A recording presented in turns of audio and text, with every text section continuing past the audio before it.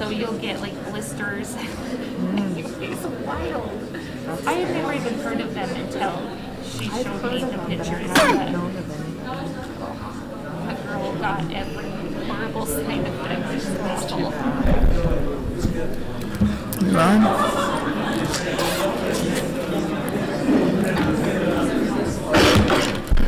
Welcome. We all ready to start?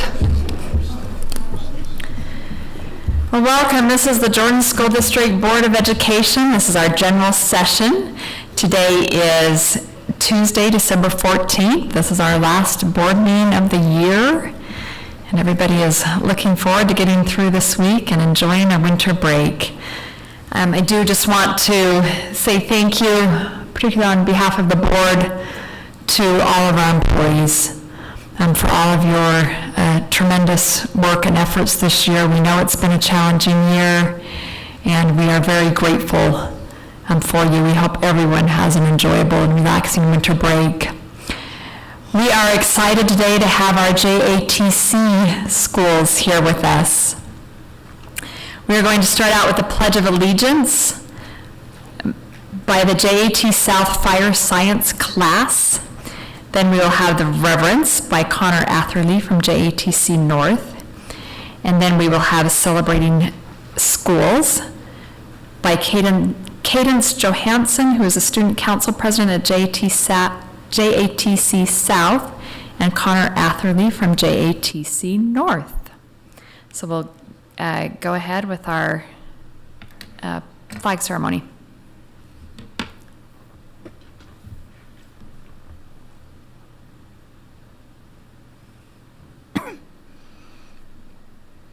Will the audience please rise for the presentation of the colors provided by the JATC Fire Science Program?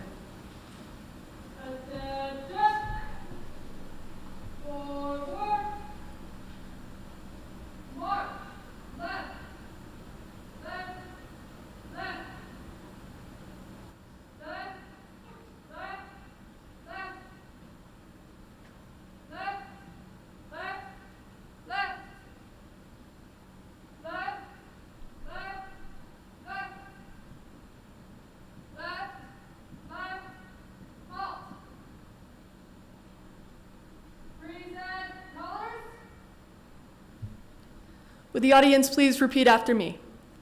I pledge allegiance to the flag of the United States of America and to the republic for which it stands, one nation, under God, indivisible, with liberty and justice for all.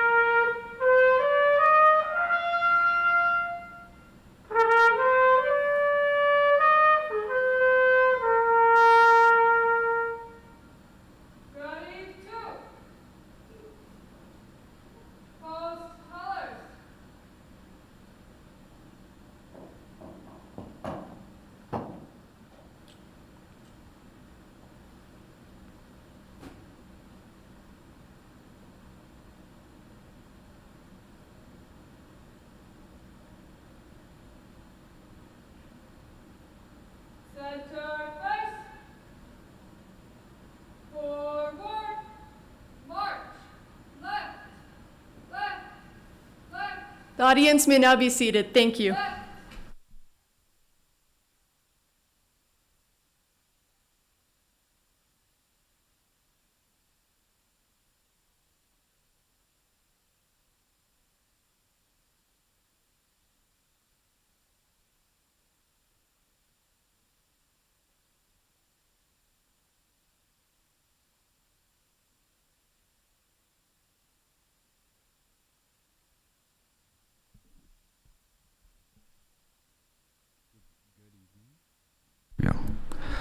Good evening. My name is Connor Atherley. I am from JTC North, and the reference I chose tonight is from Nelson Mandela, and it reads, "Education is the most powerful weapon which you can use to change the world." And I'm just going to go in. So, as I said, my name is Connor Atherley. I am from the physical therapy program at JTC North. So when I started to think about this program, started going into it, I thought it was really scary because, everybody thinks college level courses are scary, and I thought it would be really hard. Fortunately, I got a new wonderful teacher that has made it possible for me to succeed. She has enhanced my performance as a student and future health science major. Through this program, not only has my content knowledge increased, I also feel like my ability to learn has increased. All of our students are privileged to have highly qualified teachers, all of whom work professionally with their field of expertise.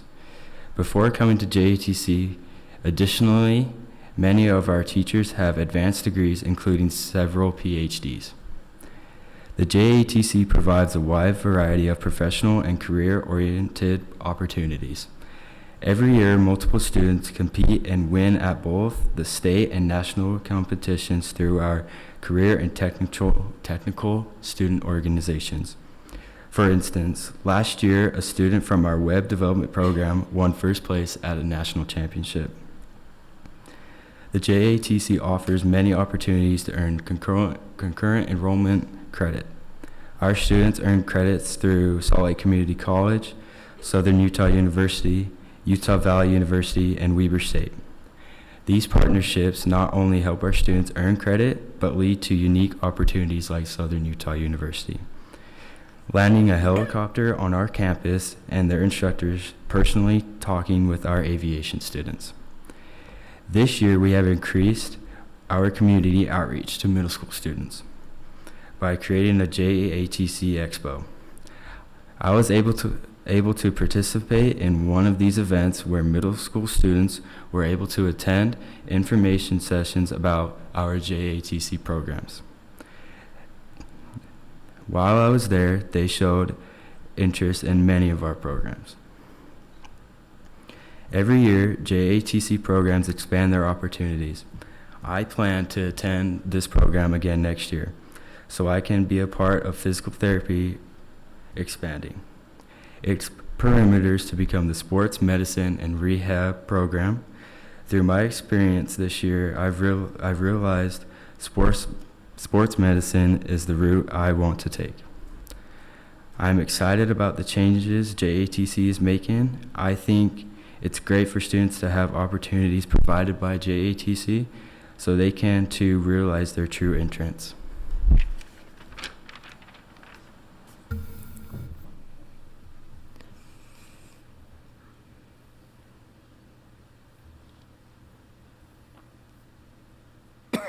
Good evening, Jordan District Board of Education, Dr. Godfrey, and esteemed guests. I'm Cadence Johansson. I'm the Student Council President of JTC South. We are so excited to be here and address the board tonight. There are so many great things happening at JTC South, students exploring their future careers and finding out what they really want to do in the future. We have amazing, creative teachers that bring the subject to life. JTC South has increased our student enrollment, especially in hair design classes and as well as teacher education. We are really proud of our student organizations, and we would like to highlight our Skills USA competitors. They won 27 medals at state, with 7 of those being gold and qualified to go to nationals. Layla Basic, a nail tech student, beat 30 students to place first in the nation. We have implemented a student council with our representatives from each program.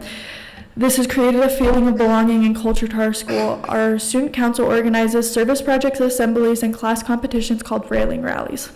Our railing rallies have given us a sense to help us get to know students in other programs and give us a sense of belonging to something bigger. We wouldn't want to be anywhere else. This place is the place where students want to be. We learn skills that are helping us build our career from when we graduate. Thank you for supporting JTC North and South and giving us such amazing learning opportunities every day. Thank you.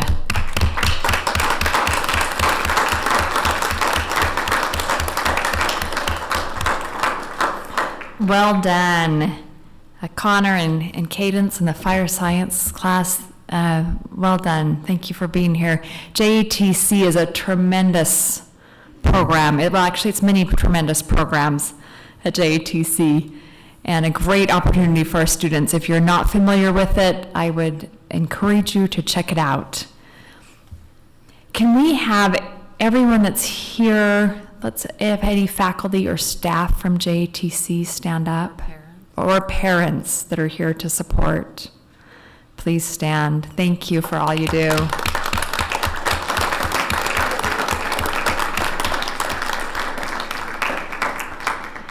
And then if we could have all the students come up, we'd like to shake your hand and give you a pin. We'll have you start at this end and work your way down. Is this the student council right here, the gray and the blue shirts? Gotcha. Welcome. And one yellow, yeah.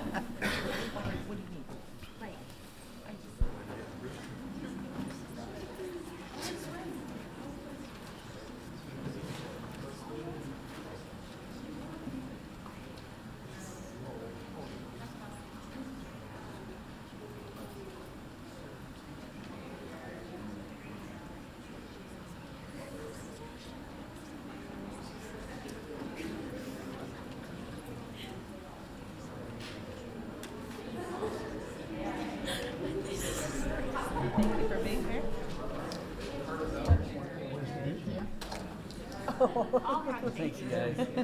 Thank you for being here. You did a fantastic job.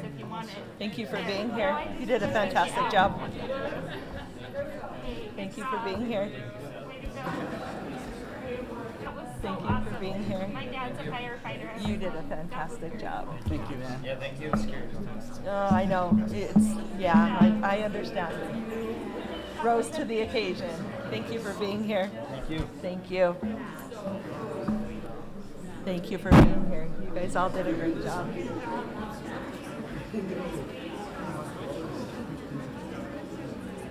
Thank you for being here.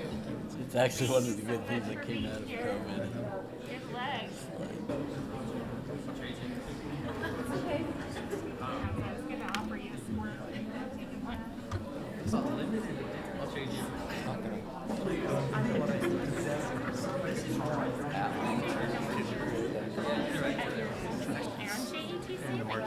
That would look pretty Oh, good. cool.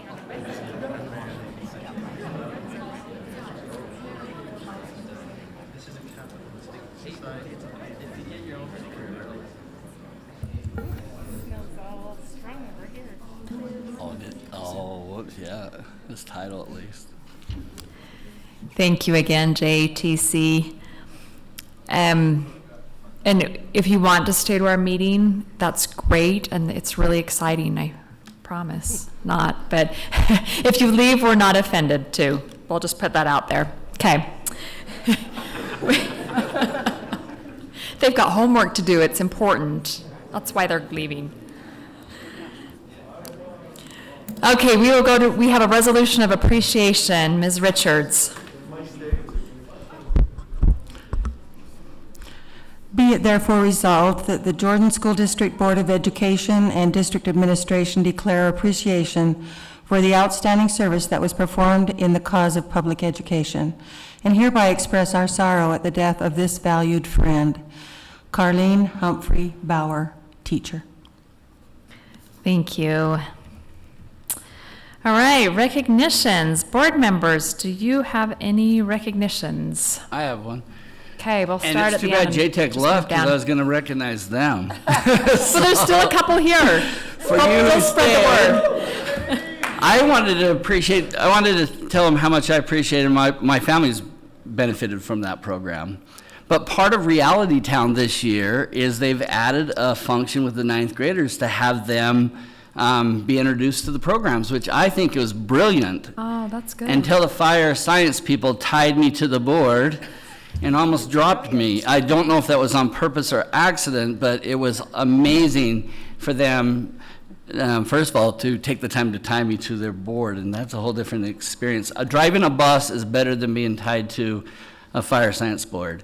I just wanted to appreciate them so much. I am so excited to be able to go back into our schools, to be able to observe teachers and to participate in the activities the school plays. I went to Midas Creeks recently, and the music program at Ridgeview, they recently had in South Hills, and among the variety of other ones. And I have a lot scheduled this week, including I've been invited by a school to see their social emotional wellness training that they do. And so that's going to be really exciting to be able to see that. I heard a lot about it. I just want to see it firsthand. But I wanted to take the time today to recognize just a certain group. As the board said, I could invite visitors in. So I was being interviewed by somebody last week from outside the state, and they asked about Jordan School District. And they said, so what does your district do really amazing that other districts don't? And I could only think about the charity season that we do during this time of year. And I am amazed on how hard our youth work in behalf of these charities. And it's not just raising money, it's learning about how charities work and how helping people work. And as a teacher associated with some of these high schools, I noticed that a lot of my students, especially SBOs, seem to tend to miss a lot in December. But at the same time, these are probably more important lessons, I think, sometimes. And I saw the amazing growth that my students had in the past. And as a member of the community, they stopped at my house recently and did things that I was asking my kids to do all summer long. And they took care of it in just about 5 minutes. And so I thank them for that. So I invited representatives from Harriman High and Mountain Ridge High, who I represent, to come on up and tell us a little bit about your charity, what you're doing. And so, did you rock, papers, and scissors to see who comes first? Is that Season of Scarlet by Mountain Ridge? All right. And congratulations, Mountain Ridge, Salt City. Got the silver mention for their school, and the 2 other schools mentioned were private schools. So good job for you for the Salt City Awards. So. Okay. Okay, so I'm Riley Schmidt. I'm the SBO Vice President in Mountain Ridge. And I'm Sterling Lund. I'm the junior class president in Mountain Ridge. And we'd just like to thank you guys again for inviting us to come speak to the Jordan School Board of Education. A little bit about the charity season that we've had this year, the success that we've had, and the charity that we're supporting. So this year, our charity season, which is called Season of Scarlet, we are supporting the Angels Hands Foundation. And it is an incredible foundation. They are an all-volunteer nonprofit organization made up of a growing community of family, friends, volunteers, partners, and donors dedicated to improving the quality of life for individuals living with rare and undiagnosed medical conditions here in Utah. So we start choosing our charity at the beginning of summer, before the school year starts. And this year was particularly hard because we had a lot of different charities that are in our community. And as we did our research and we got more into it, we realized that Angels Hands Foundation was the correct choice for us and our student body this year. And a little bit about it, Sterling already talked about what it does, but we really enjoy the community that they've built, and we're excited to kind of establish a similar community at our school. And 100% of our donations and our proceeds goes straight to the families of Angels Hands. So one big thing with our charity season this year that we've been trying to establish is just a culture behind the charities, our Season of Scarlet. Because we are a brand new school, we're only our third year open, our first year being our first year open and our last year being a COVID year, nothing was normal. So this is really our first year that we can have a normal charity season. With our events that we're wanting to use, we're continuing to think of new events that will be able to raise money, but also getting the students involved in a way that we would hope, because last year it was so limited with the things that we could do and the outreach that we could have to our student body as well as the community. That one thing that we have noticed through our charity season this year is because this year we have a completely fresh roster. Our senior class this year has been at our school all the way from sophomore year all the way up. They're our first full graduating class. So they don't have the experiences at another high school to see what a completely developed charity season in December is. So one thing that we have really been working to build is that culture and that spirit behind donating, behind going to events, going to odd jobs, things that can establish a culture within our student body, but also within our community. Compared to some of the other high schools like Harriman or Riverton, which is huge, other high schools in our district that have been around for years and have been able to do that. Because the donations that we raise are so important for these organizations that are just wonderful, but it's also as important to get our communities involved and also to show the student body the importance of giving to the community and giving to other people, as well as having spirit behind the things that we're doing. That is as important. And so that is one thing that we have been trying to build this year specifically. And the way we've been doing that, we have a lot of events that we've put on this charity season. A lot of our successful events have been a ping pong tournament, drill coach cheer basketball game, and our hot chocolate drive-through. And all of these events, they cater to different students and community members, which help us establish that culture at Mountain Ridge High School. And people come, as we've seen, like our hot cocoa drive-through, we started that last year because we wanted events that would go along with the COVID guidelines. So we have seen like regulars or like they're coming back to support this charity and our foundation. And so we're excited to build that community and that culture within Mountain Ridge and our community outside. And we thank you guys for allowing us to come speak tonight. And we are excited to announce our total on Friday at the assembly. So thank you guys. Thank you so much, guys. And Hearts of Gold. Should we go on? Do you want to give him a pen? It's up to you. Hi, thank you guys so much for having us. My name's Peyton. I'm the SBO service at Harriman. And I'm Roxy, and I am the spirit at Harriman. So I'm going to tell you a little bit about Hearts of Gold. That's what our charity season's called. And then Roxy will tell you a little bit about like the activities and stuff that we've been doing throughout the month. So this year we partnered with the Nixon Strong Foundation. They were started by Janessa and Nick Whatcott. They had a son named Nixon who was diagnosed with cancer at the age of 6. And then he went through 12 different rounds of chemo, and then he ended up having to have his leg amputated, and then he just was not able to recover after that. And something that Nixon wanted to do was starting a charity to help kids like him, to help them like with like a wish trip or pay for medical bills and just like have that support and love that he wanted to be able to give back. So he was able to help set that up with his family. And then before he passed away, so they've been carrying on his legacy. And they're just an amazing charity and foundation. We have 4 kids that we're sponsoring for them. We have a 2-year-old, her name is Kira, and a 4-year-old whose name is Nathan, and a 10-year-old whose name is Mason, and a 17-year-old whose name is Bridger. So we do activities throughout the whole month. And all like 100% of the proceeds that we do go straight to those families. And it was pretty cool because I think it was 3 years ago, Nixon's family, we raised money for them during our Hearts of Gold season. And then now we're using their foundation to raise money and give back then. So they've kind of come full circle. So it's been really cool working with them. They're really awesome. So some events that we have been doing over the past month, we've had a bunch of food nights, which is where you like go to the like a restaurant, and if you mention Harriman, then like a portion of it will go to Hearts of Gold. So those are really cool. We had one at Classic Skating, we had one at Wallabies, and we've had a bunch of different restaurants. So those are super awesome. A fun one that was we had a really good turnout. We did a concert, like a school concert. So we asked like a bunch of students to come and like sign up. They could bring their band, like they could perform in their bands that they've like created, and it was so fun. Like everyone was just like so hyped, and it was so fun. It was super involving. So that was a super fun thing. And we did we had a spike ball tournament and ping pong.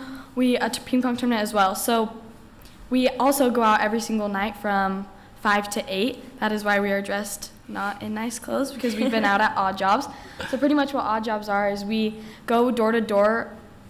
We hit all the houses in our school boundary, and we ask if there's any odd jobs or any services we can do in exchange for donation, or just a donation if they just want to donate. But we bring in a lot from that, and so that's super helpful. So, yeah. Thank you so much. Thank you. You guys are amazing. I just want. Thank you.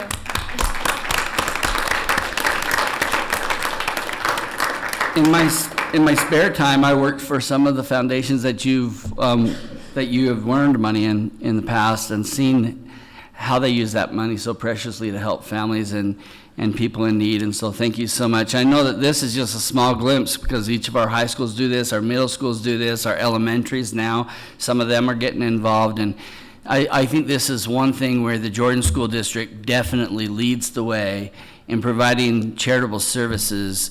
And not just by our students too, by the way, but our foundation has done some amazing things also, our administrators. So thank you for all your hard work, especially during such a busy time. This is a really good time to think about yourself, and these kids are thinking about others. So thank you so much, guys. That's all. Thank you. Ms. Atwood. So I would just like to give a big shout out to Majestic Elementary Arts Academy. I was able to attend their winter gala last week with the superintendent and some other Jordan District employees. To say it was amazing is truly an understatement. To see all the excitement of the parents, the teachers, the students was really heartwarming. The smiles of everyone, the encouragement, and some tears in eyes.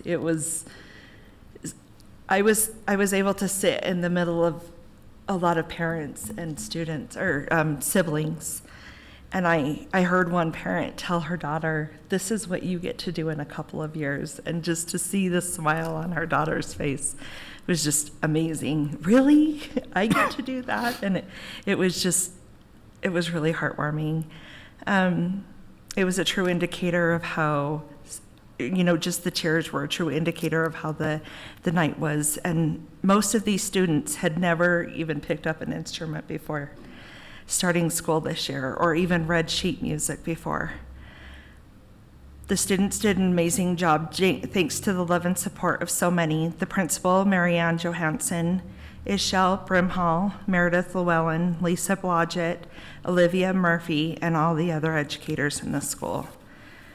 The older students played instruments in the band, younger students sang musical numbers, and afterwards the students were able to show their family and friends their integrated art projects in the hallways. Everyone was able to celebrate the students' hard work. Principal Johansson would really like to invite the board, when they're ready to have you. They're working on some pretty big items right now that they really would like to see the board, or they would like to have done before the board comes to visit, but they will reach out. They'd like to showcase them to the board. So I just want to take also a moment just to thank this board for the approval of the new stage in,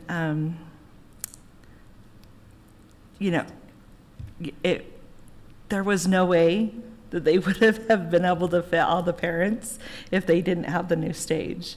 And it was beautiful, and it just showcased exactly the work that they were doing that night, and it was truly amazing. And most importantly, thank you to this board for believing in this community and allowing such a great opportunity for these students and these families. So thank you. Thank you.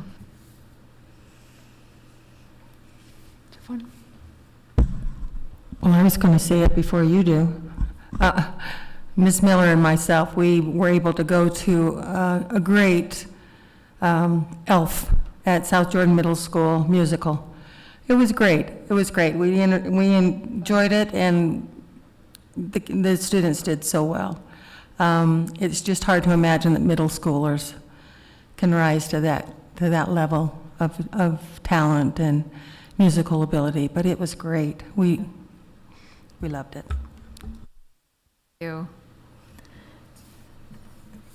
So listening to Miss Atwood talk about the moms telling their kids, someday you get to participate in this. I had that experience this week as I got to go shopping with one of the students in our district for Christmas for Kids.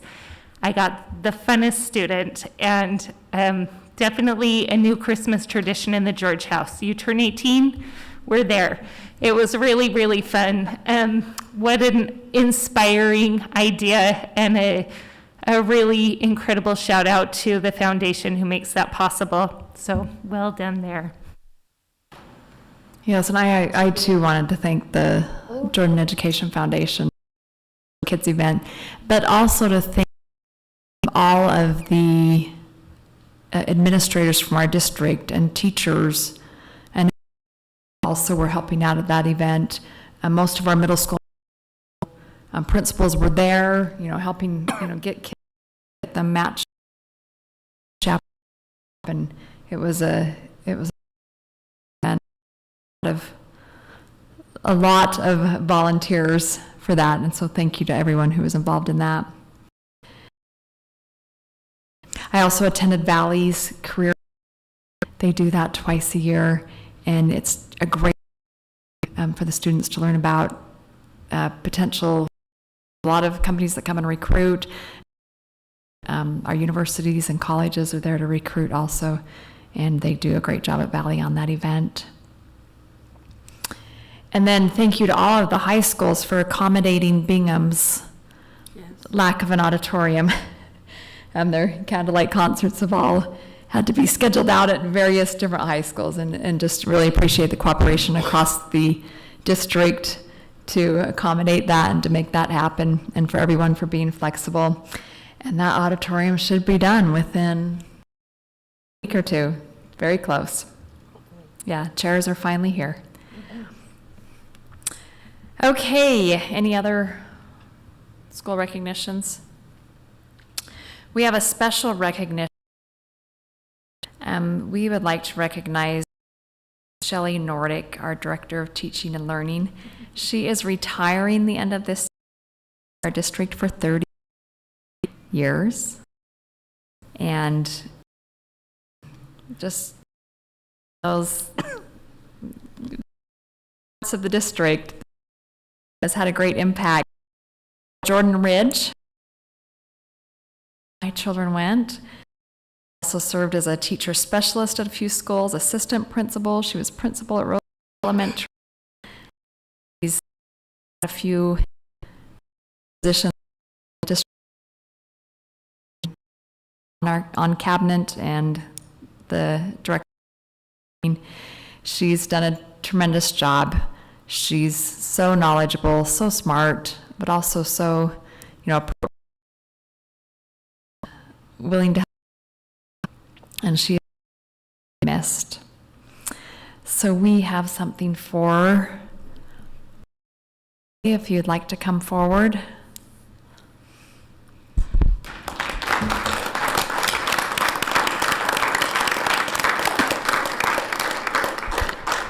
Do you have anything you want to say at this point? It's your chance. I just want to say what a pleasure part of Jordan School District. I was going to be anything but an educator when I started, and I thought I'm going to apply in one school district in Utah, and I applied in Jordan, and I have never regretted the decision I made. It's been I always wanted to do something untraditional, and it's really ended up being a very untraditional job, even though it's a very traditional job. And I have loved it. I've loved working with all of you. Thank you very much for your efforts and for just the heart that you put into your jobs. It makes a difference, and you don't always see that as an educator, but I'm grateful to been able to see it on sometimes a monthly basis. So thank you very much for all that you've done. Thank you. May I say something? Oh, yes, well, you say first. Shelley is a very, very special friend of mine, and I don't know anybody with more integrity. I'm going to get emotional now. More integrity, more honesty, support, just out there ready to lend anything she can to help. She's brilliant. She's so smart. She's just brilliant, and she will be missed. You're a very integral part of Jordan School District, so thank you for your hard work. Thank you very much.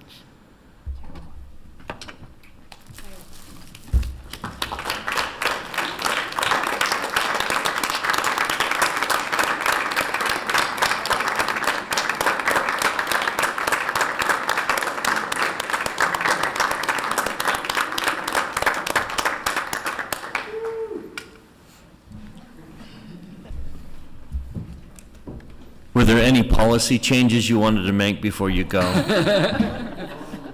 That list would probably be way too long. Shelley just goes around policy when she has to, you know, she doesn't need to change them.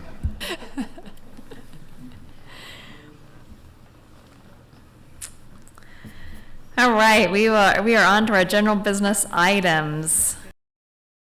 Oh, I skipped two things, actually. Recognition is next. Thank you very much. Shelley, we will miss you deeply. We are very grateful to be your friends. Surprise, I'm talking about literacy again tonight. And there are so many great stories to tell, and I'm going to have 3 people come up to help me tell them. First of all, Michelle Lovell, our K-3 literacy consultant, Natalie Walker, our K-3 literacy teacher specialist, and a 5th grade student named Taya. So come on up. Now, I learned about Taya today, and they all came to board meeting. I was so excited to talk about her and her success, and they were all able to scramble the jets and come to this meeting this evening.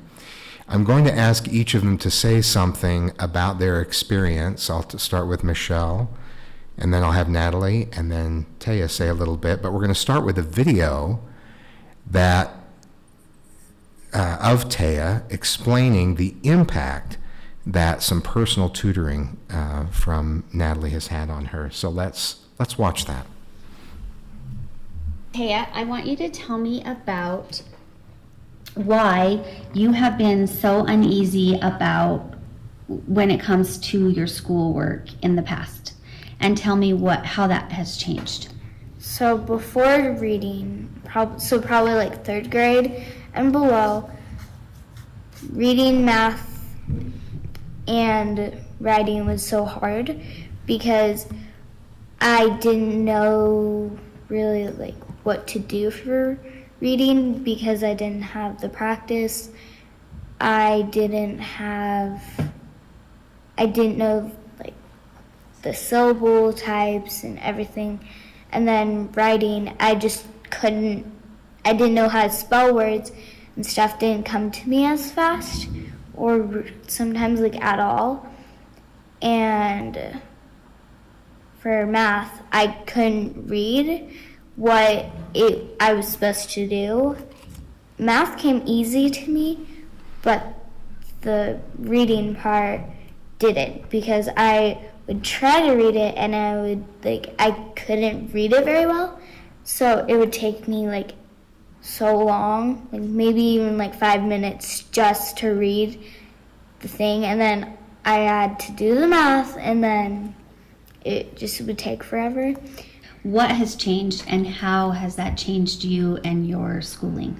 I've been reading a lot faster. I've been getting my work done faster. I have writing ideas actually coming to me. Sometimes I'll be like stuck, but it's not as often anymore. And it's not like every time we do math, and I don't dread to do math, or I don't dread as much to do reading or writing because I have the practice. I know the syllables more, and sometimes I'll get stuck on words and stuff, but it definitely isn't as hard. So, and I think that's also really good for since I'm getting older and stuff is getting harder, and I have to do like a lot of essays, and I'll have to do more essays and writing and reading and everything. That's awesome. How have the 95% materials that we used during our tutoring, how do you feel that they helped you? I now know like the syllables and vowel teams and everything. And Lexi, I'm not like on a really low level. So you've seen a huge change in your ability to read and write and all of those things because of the opportunities you've had to come to tutoring and use those materials. That's awesome. And what has it done for your confidence in class? I feel like when we're reading books as a class, I feel like I won't stumble as much, and I can actually read out loud, and I feel like I can actually do that now, because before I was like at first grade, and now I'm like at my level, and so I can actually read out loud when we're like reading chapter books as a class. Taya, did your inability to be able to read or your struggles with reading, did they affect other areas at school besides just math and writing? Yes, because let's say, like last year, since last year we started doing science, if we did something on our own, I would be like, Ashlyn, or like go to someone else that I know can read. What does this say? Like, I'd have to ask the teacher, or I'd have to go ask like the teacher or people like multiple times. What does it say? What does it say? What does it say? Like just in all subjects. And what are you noticing now in all of those other subjects? I don't have, okay, sometimes I'll be like, what does that say? Or how do you spell that? Sometimes, but it's not all the time. And do you find now that it's more like, what does this mean versus how do you say this? That is definitely more what I'm doing. What does that mean? What does that mean? What does that mean? And so now you're ready to build your vocabulary because you're reading things, right? Mm-hmm. Yeah, that's awesome. Thanks for sharing. Mm-hmm. Thank you, Taya. Great job. I don't know that, I've never met a fifth grader that could describe their own learning so well. So thank you. You're an example of exactly what we're trying to accomplish, and that's help increase students' literacy skills so they can access every other type of learning. So I'm very proud of the work you're doing. Great job. And thanks for coming tonight.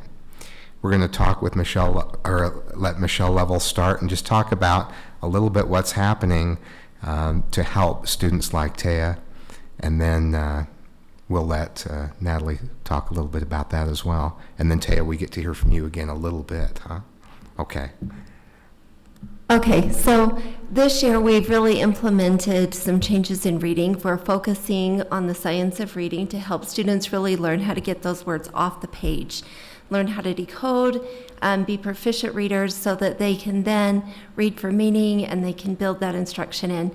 And Taya definitely gets the award for not only being the cutest, but also the hardworking award, because she spent a lot of time and effort in her time learning how to do these things, and as you can see, it's really paying off. And it's exciting to see a student's point of view, to see what's happening from their point of view. We hear from teachers, we hear from administrators, but to hear from the kids and to see that it's making a difference, that's where my heart is, and that's what I care about. And when Natalie asked if it would be okay, when we were putting these kits together, if it would be okay if she took a kit because she wanted to see it in real life and she wanted to see it firsthand. And I heartily said, yes, take a kit with you. Eventually the kit went to a school, but it's been exciting to see. And so I'm going to let Natalie tell a little bit of the story of what they went through.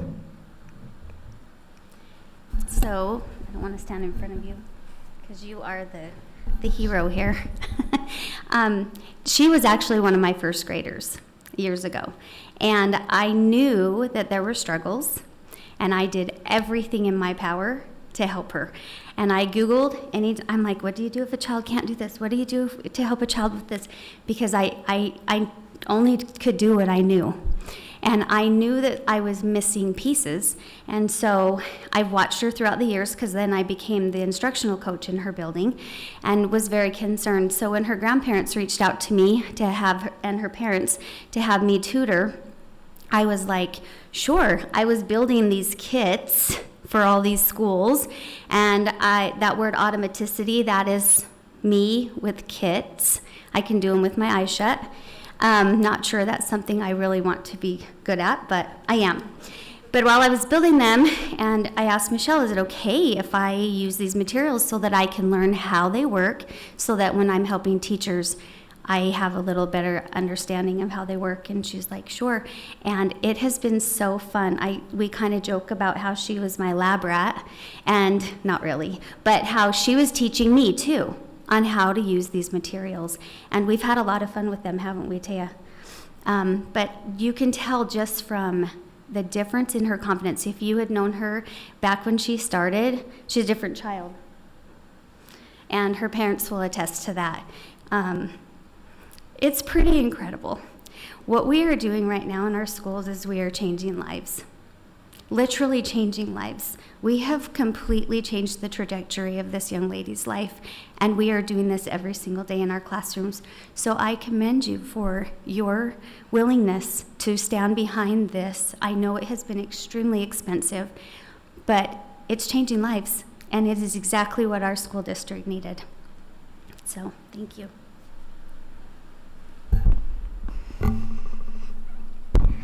This has helped me so much in every subject, and I'm so grateful that I've been able to have the one-on-one time to get the practice and everything that I need. Thank you very much. Thank you very much for all the work that you've done to make this possible, and for your support in this, because it truly is the most important thing that we can do for kids.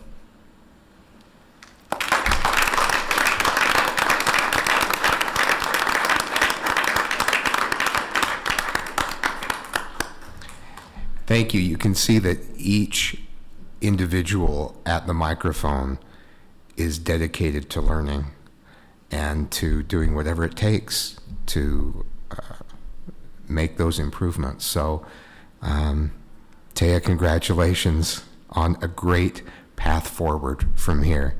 And I love that you are so curious and you're asking questions. What does this mean? What does that mean? How do you spell that?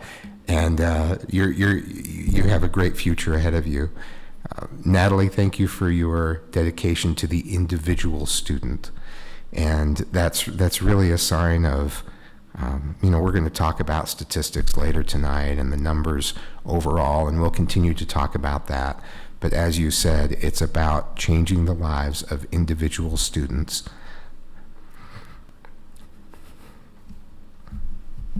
And isn't that our job as educators? So thank you.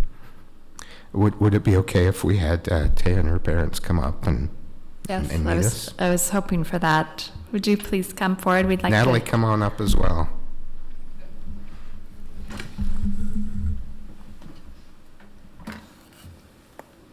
Who do you want to have pins? All of them?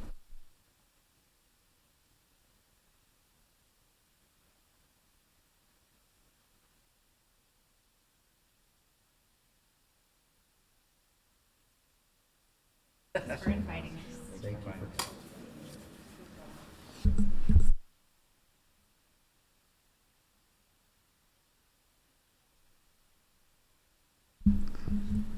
Thank you. No other agenda item will top that. I'm just going to announce that right now. That was great. Can I just add, Superintendent, I know that there has to be a lot of right people in the right places for this to be successful, but I know Miss Walker from West Jordan Elementary, and she is the right person in the right place. When I found out that she had this position, I could not think of a better person to have this position, so good for you.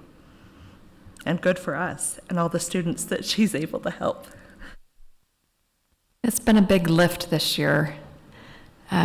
We are very grateful for all of our administration, our instructional coaches, and our elementary teachers for all their efforts to implement this. Thank you. All right, next is comments by elected officials. I don't see any here tonight. So we will move on to our general business items. I need a motion to approve the consent agenda items. And just to note, along with the board minutes, we also have an amendment to the West Jordan High School land trust plan. I'd like to make a motion to approve the consent agenda items, board minutes, and West Jordan High School land trust amendment. I'll second it. Okay, motion by Ms. Atwood, second by Mr. Robinson to approve the consent agenda items. All in favor, please say yes. Yes. Yes. Any opposed? Okay, that motion passes unanimously. I now need a motion to accept the consent agenda items A through E. A motion to accept consent agenda items A through E. I'll second. Motion by Ms. Atwood, second by Ms. Richards to accept the consent agenda items. All in favor, please say yes. Yes. And any opposed? That motion passes unanimously.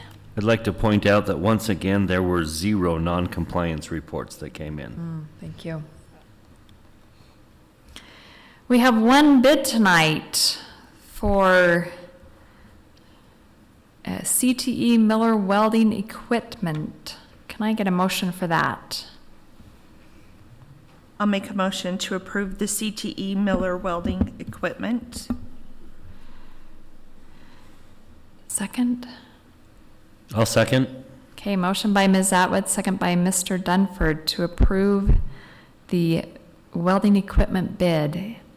Is there any discussion to that motion?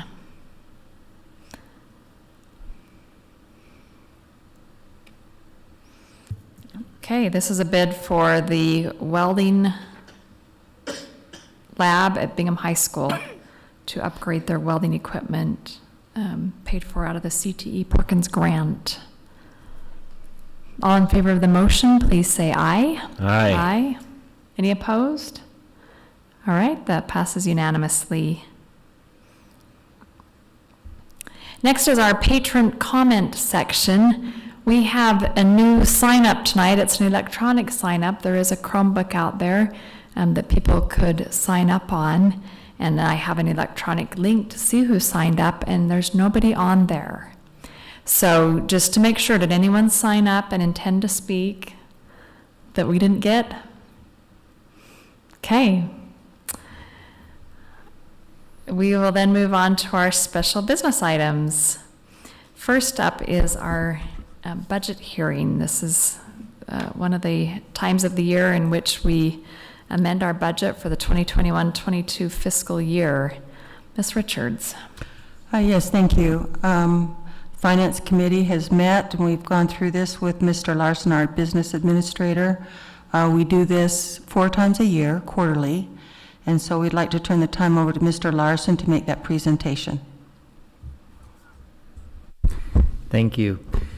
So this is, when we did the budget last, we had the proposed budget. Since then, however, we have closed out the books for the year. We had the auditors here at the last meeting talking about that in the fiscal year report. Part of that process is closing out amounts that have been spent or underspent in different areas.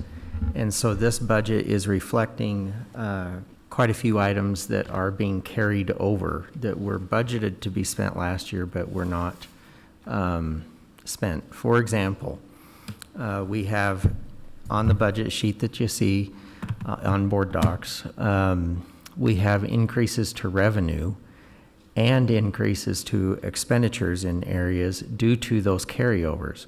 So in these grant amounts that were underspent, the grant just carries over and we'll just spend that amount in this current year. Therefore, the revenue's going up as well as the expenditure to offset.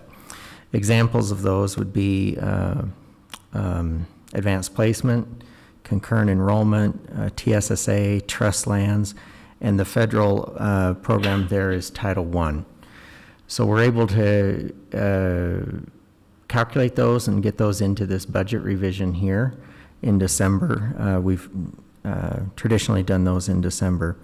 The expenditures have changed likewise for those carryovers, but there's also other things happening in the expenditure categories. The largest change in the expenditure category is the removal of that unassigned balance that we even just talked about at the last board meeting, where the unassigned balance is moved into the instruction area. Well, we remove that then for this budget hearing in December, so that large difference is no longer there. So that's been pulled out. That is $20 million has been removed from the budget. So offset against that is some of these other items and some carryovers of non-grant items, such as textbooks or supplies for the schools. You'll see a couple of small adjustments for instructional staff and school administration. Those are carryovers in the categories of library allocations and postage. Postage is considered school administration. So those are the changes being accumulated and reported in this budget report. I would like to thank, and here with us tonight is Jason Mott. Jason Mott is our senior accountant, and he is the one that worked with me to put this together and gave me a very nice summary sheet of it. I do not do all of this. There are people behind the scene that take care of things, and Jason is part of that team, leading the team on these changes, and I very, very much appreciate his work. Does the board have any questions on the budget adjustments for December?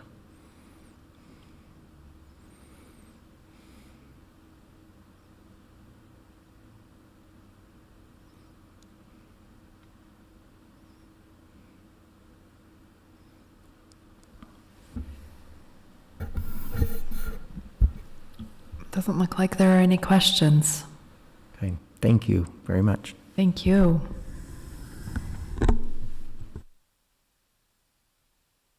And thank you to our finance committee.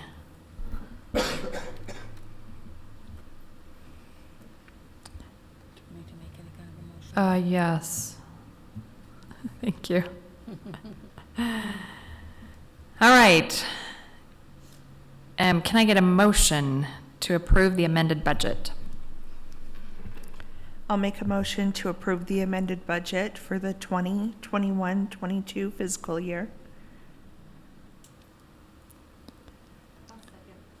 Okay, motion by Ms. Atwood, second by Ms. Richards to approve the Ms. George, to approve the amended budget for the 2021-22 fiscal year. Do we need public comment first before? We do. Is there anyone from the public that wishes to comment on the amended budget? Okay, seeing none, is there any discussion from the board on it? All right, all in favor of the motion to approve the amended budget for the 2021-22 fiscal year, please say aye. Aye. Aye. Any opposed? That motion passes unanimously. Next, we have a recommendation to approve proposed changes to Special Education LEA Policy and Procedure Manual. We did discuss this in our last study session. Ms. Robinson, do you want to give us a quick overview of the changes?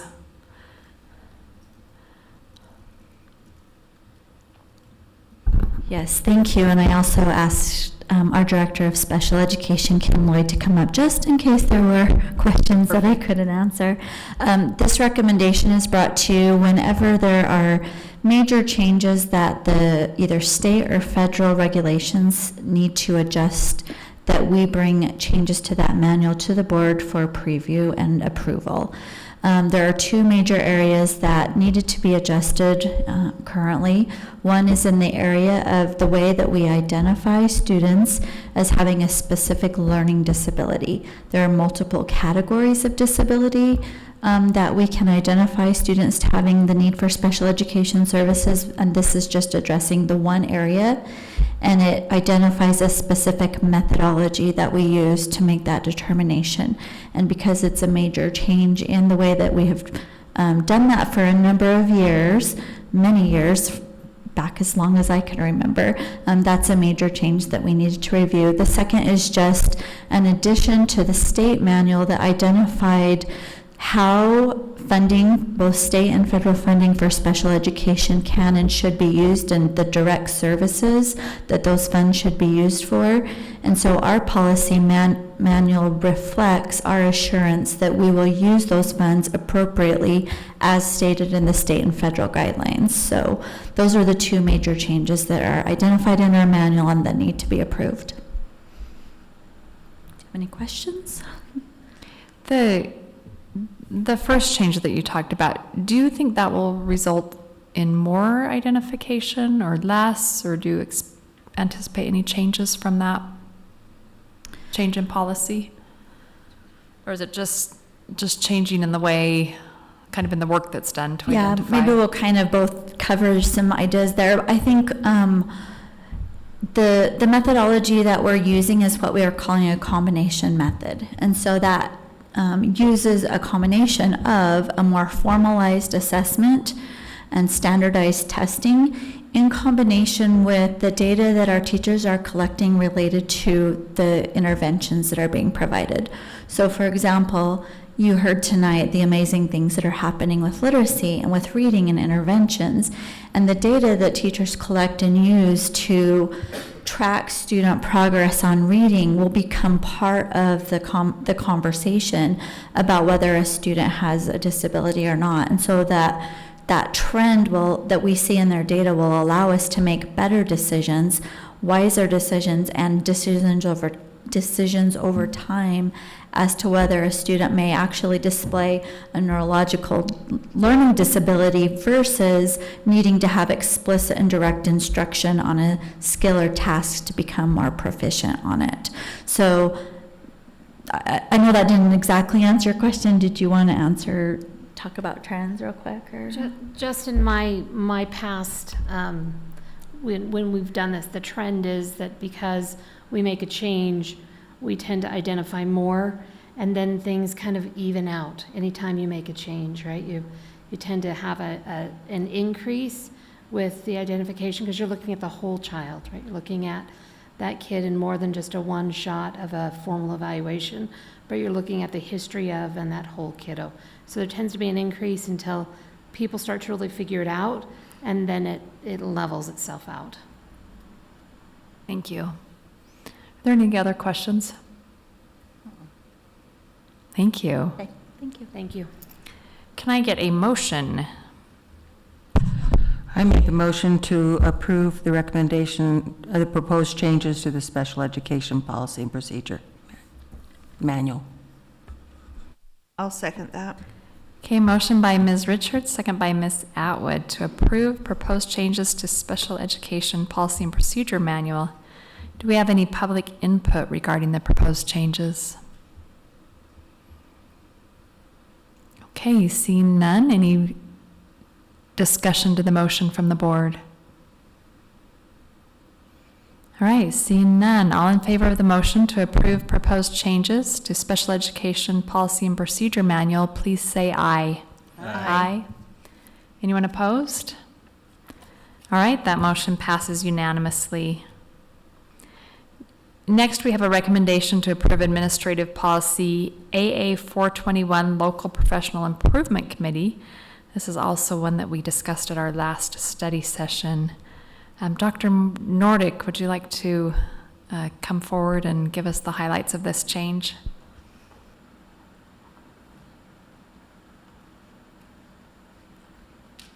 The Local Professional Improvement Committee reviews and approves courses that teachers can take for credit for salary change.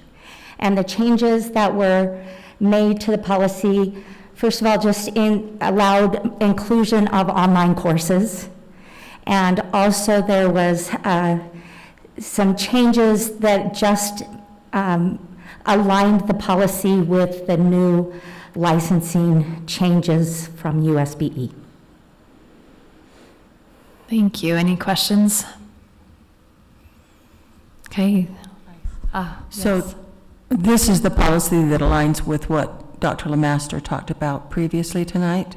Is that correct? Yes, they are trying to, they refer to one another. Okay, thank you. Thank you. Do we have any public input about the proposed changes? All right, any board discussion to the motion? We haven't made a motion yet? Thank you. I need a motion. I'll make a motion to approve the Administrative Policy AA 421 Local Professional Improvement Committee. I'll second that. Okay, motion by Ms. Atwood, second by Ms. Richards to. George. Oh, George, how come I keep doing that every time? Can't tell where it's coming from. To approve changes to Local Professional Improvement Committee policy. Any discussion to the motion? All right, all in favor, please say aye. Aye. Aye. Anyone opposed? That motion passes unanimously. Next is a recommendation to approve Administrative Policy A11, naming of facilities. This is a policy that we have reviewed in a couple of different study sessions, and one that we requested as a board. Mr. Larson, do you have anything to say on this one, or give us the highlights of it? Or Dr. Godfrey? I can speak to this one. It combines two policies. So I think it might make sense to make a motion to dissolve policy A9 and to approve policy updates to policy A11. But it combines two policies, the naming of facilities procedure and the naming of facilities in response to a donation or gift. And we increased the amounts, the thresholds at which a facility or a portion of a facility can be named. Okay, any questions on that? All right, let's get a motion that includes dissolving policy A9 and approving A11. I'll make a motion to dissolve policy A9 and to approve Administrative Policy A11, naming of facilities. I will. No, I gotta get it right this time. I will second. Motion by Ms. Atwood, second by Ms. George, to dissolve policy A9 and approve Administrative Policy A11, naming of facilities. Do we have any public input regarding this change?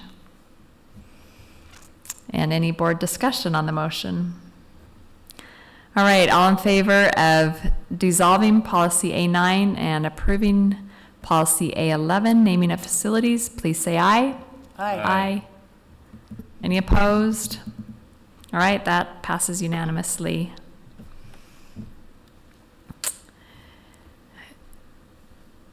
Next, we have our superintendent's annual report to the Board of Education.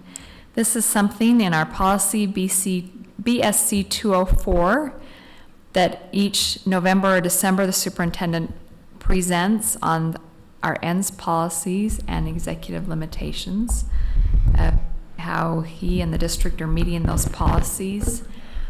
We just did this in April. We got behind due to COVID and lots of other things on our plates.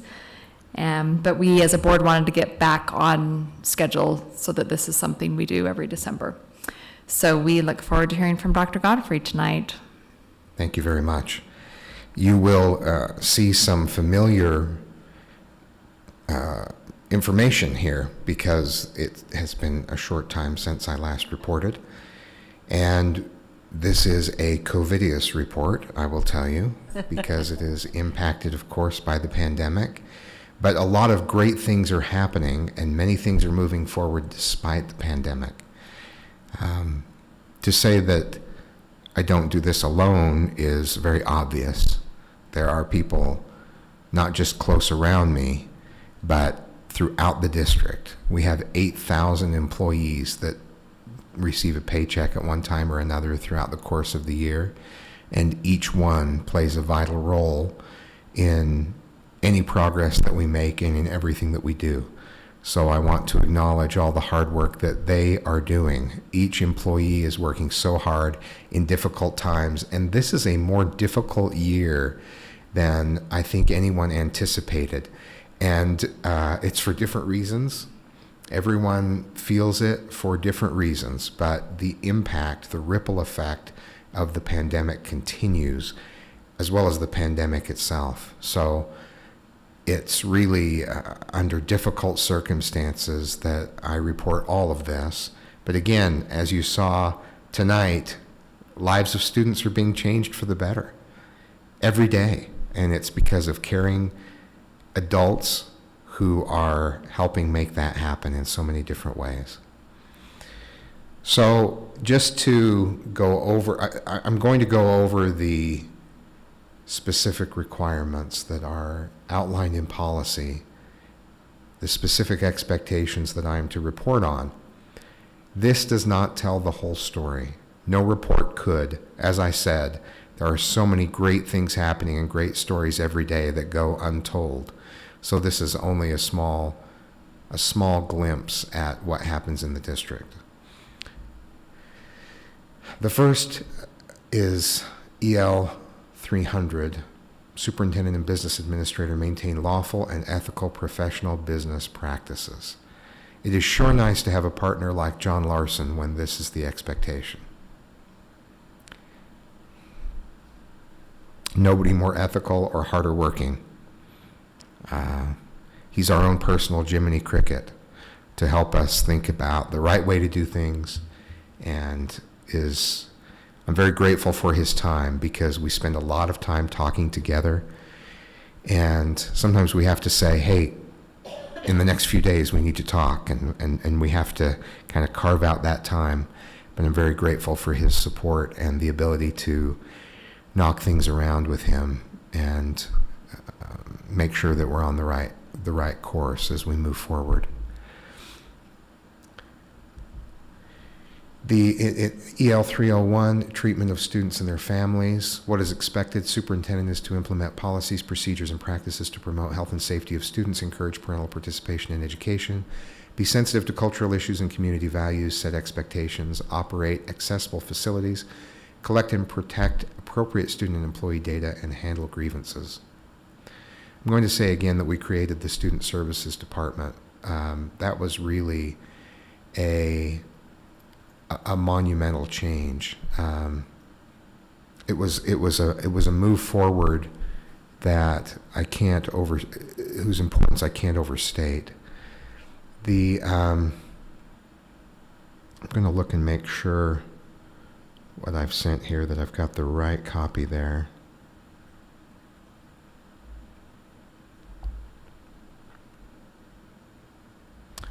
I'm going to send another copy here to Robert, make sure that I've got. Robert, can I send you another copy here? Make sure I've got the right presentation.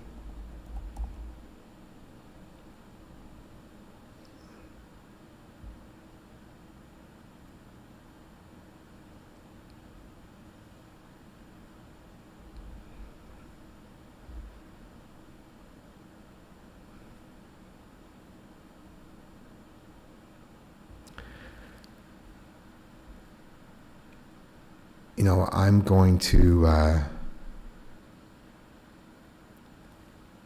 let's see.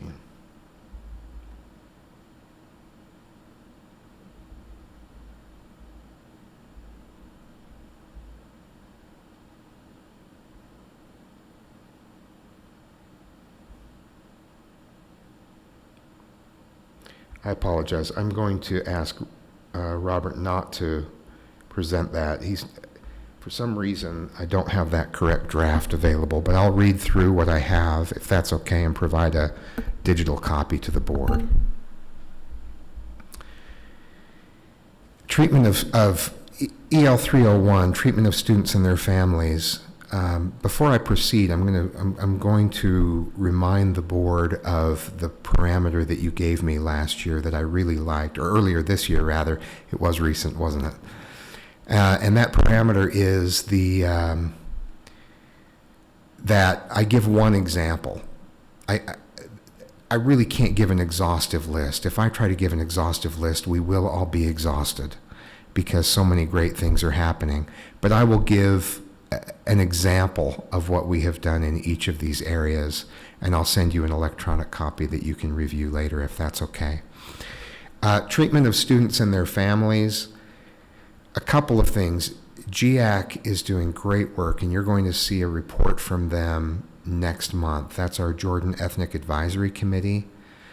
What I love about that group in particular is that there's a focus on making sure there are results. We don't want to just talk about what ought to happen or talk about issues that we're concerned with. There is a concerted effort to move things forward, and I'm very grateful for that. The other is with the health and wellness team. You've seen presentations. You saw presentations from our counselors about the work that's happening, from Stacy Worthen. You've also seen presentations from McKinley Withers and the long list of things that are happening in that department. One of the new things that's happening is BARC, that allows us to identify student concerns through their account, and it's just really a sign that we continue to expand those services. Treatment of staff. We've done a number of things to continue to try to show our genuine appreciation for staff. The extra mile pay that the board did, the work that the board did to adjust that so that it addresses the concerns that have been raised over time is remarkable. And this year we put years of service pins in place. And that was really fun to assemble those packs and send those out to employees. Now, we recognized employees for any employment with the district. If they started as a sweeper, if they were an assistant coach starting out, just the number of years that they were an employee. And some of them were surprised at the number of years they've been serving the students of Jordan School District. So it's fun to see those out in the wild, see people have those on display and on their lanyard, and we'll continue to do more. We have more planned this year to help recognize employees and thank them for the hard work they do. So it's really central to what we try to do. EL 303, communication and support to the board. What is expected? Superintendent will support the board in its work by submitting accurate monitoring data, notify public of policy changes, report non-compliance, notify board of state and federal changes and their impact, support community relation initiatives, advise board of policy non-compliance, provide external viewpoints, submit consent agenda. So we follow the policy, the procedures for changing policy. I think this year, under the board's direction, we've really gone above and beyond. I appreciate the efforts to go to every secondary school community council meeting in person. So we had district administration in place to answer questions. There was a video put together for elementaries. There was a town hall. There was a lot of opportunity for input and a higher level of communication about these important policy changes than we've had before. So that's one example. Another that we'll talk about later when we reconvene our study session, and that's communication about the great things going on in the district. I've sent you a draft of a newsletter that we'll be discussing later, and the possibility of gaining access to email addresses, not just for parents, but for anyone who lives in the district, so that we can distribute that far and wide and get the good word out about things that are happening in our district. So that's another addition to communication. We've also been able to make some changes to the way that, let me go to EL 304, annual reports to the public. What is expected? Superintendent will prepare annual progress reports on performance data, information, and district programs and operations, and financial reports. Part of that is the newsletter that I described, but also part of it is the live streaming of board meetings, and that's again under the board's direction that we've done that. The newsletter that we'll send out, the audio that's posted, the indexing of those YouTube videos. So there's a greater level of access than ever before, and I really like that more people have seen board meeting and been able to be a part of that. As I'm out and about, it's great to talk with people who are mentioning that. And we saw with LEAC, when we had a group of teachers here, the number who raised their hand that they had watched some portion of a board meeting in the past year. I would suggest that's a big increase over what we would see if it was only available in person. And many, many people have worked to make that possible, and I appreciate all of their efforts. The Supercast, I can't go without mentioning the Supercast as a report to the public. We've had topics that are identified as more informational, also as well as entertaining, so you get to know the people in the district, but also what's happening. We've had a Supercast about permits, about the literacy launch, and we have others coming up about job opportunities in the district, and we're well over 100 episodes at this point. And I'm excited to announce that we will be presenting at NSBA about the podcast. So we have been selected to do a breakout session. And so this year, or in 2022, in a few months, we'll be presenting nationally about the podcast. And so we'll have the whole communication staff there. Each of them plays a role in making that successful, and I'm excited for that. I'll also mention that in 1 month, we had 44,000 visits to the page where the Supercast is hosted. It's difficult to tell exactly how many listens we have. We are not in the realm of certain podcasts I'm familiar with locally, but we're gaining an ever-increasing listenership, which is really exciting. So that's part of our report to the public. EL 305 is emergency succession. The superintendent and business administrator will familiarize 2 other administrators with the issues and processes of the board. Business administrator John Larson and associate superintendent Mike Anderson are trained in the work that I do. And the 3 of us meet on a regular basis, and I talk with these 2 gentlemen around the clock. If we were to plot out days and times I've spoken with them, I've probably spoken to them any hour of any day during the week that would all be colored in because of the various things that we deal with together. And they know when I'm driving and talking to them because I may go on and on and on about an issue, just processing it. So they talk me to my destination.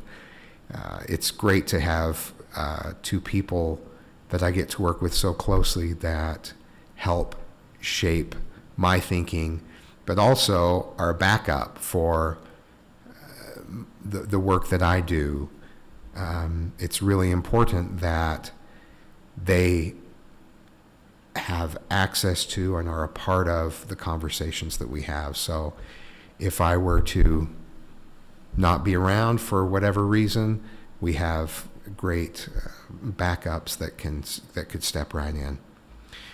That was not meant to be ominous. Nothing is happening. Okay. We also have Dan Ellis, the Director of Accounting, Budgets, and Audits, who's trained in the work of the business administrator. And like I said, we all consult closely, so there would be continuity. E400 is the mission statement. Students in Jordan School District will reach their potential to achieve academically, prosper economically, and contribute responsibly to society. I will say this, everything we do as an administration is focused on student achievement and success. Everything we do. We always talk about that. Now, focusing on students many times means focusing on employees to support the work that they do. So it takes various forms, but focusing on providing a great experience for students is really at the heart of everything that we do. And tonight you saw the range. You saw an elementary student whose life is being changed through the programs that have been put in place. And you saw those who are part of the academy, part of JTC North and South. Look at the trajectory that places them on. And so there's a wide range of opportunities available to students. And I'm really proud that we do advance that mission of providing them the foundation for a great trajectory into life. Student achievement, let me talk about expanded student opportunities. First of all, our online schools, our virtual academy is doing such a great job. Our virtual schools, our principals are gung-ho, our teachers have formed these teams so quickly, and they connect with students in ways that are just incredible. I could go on and on. We have our International Baccalaureate program. You got to hear about that. It's going so well. It's really exciting to see the opportunities that have been made available to students. And the Majestic Elementary Arts Academy is really something special. To be in that auditorium and see the parents and see the students and talk with staff afterward was a huge highlight for me. I can't remember a time when I have felt more excited about the work that we're doing as a district, and there's such a high level of commitment. So that is just a small portion of what's available. Now, in terms of assessments, assessment results were impacted by multiple interruptions to learning, of course, such as repeated transitions between in-person and online learning. And these are the scores I'm reporting are from the end of last academic year, which we did not have the last time we met. Participation rates across assessments were lower than in pre-pandemic years, so that's of importance. And some at-risk populations, including students with disabilities, EL learners, and the economically disadvantaged students, were underrepresented in assessment participation. So there are some things that are skewed as a result of that. And I will tell you in advance, I don't think the scores are representative of the work that's being done, because you have to factor in the impact. But we're also looking to move those scores forward. So let's talk about CTE testing. The skills tests were passed at a rate that was 1.5% higher than the previous year. So there was an improvement there. Now the reporting is going to change on those tests, so we may need to look at the policy and look at a change there. The Acadience reading scores, we had the end of year testing was suspended in 2019-2020. And so the percentage of schools that were greater than the prior year's end of year was 13.8%, or 5 schools that had that higher. But that's with all of the pandemic, and that's before any of the new program was put in place. So you're really going to see those scores soar after this. At the elementary level, RISE testing was suspended in 2019-20, and so the percentage of schools that had a higher score than the previous year was 22.2, or 8 schools. Also at the elementary level,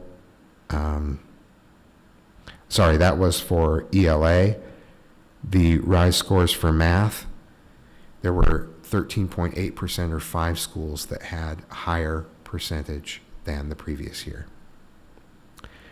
At the elementary level science scores, there were 11% or 4 schools that had RISE testing higher than the previous year. At the middle level, the percentage of ninth graders that were credit deficient going into high school was 19% that had at least one class where they had an F, so they were credit deficient as a result. The RISE testing in language arts, there were 20% of schools that had a higher percentage than the previous year. And middle level math scores, there were no schools that had a higher percentage than the previous year. For science, there were 10% of schools that had a higher score than the previous year. And for AP, the pass rate went from 70% in 2020 to 61.7% last year.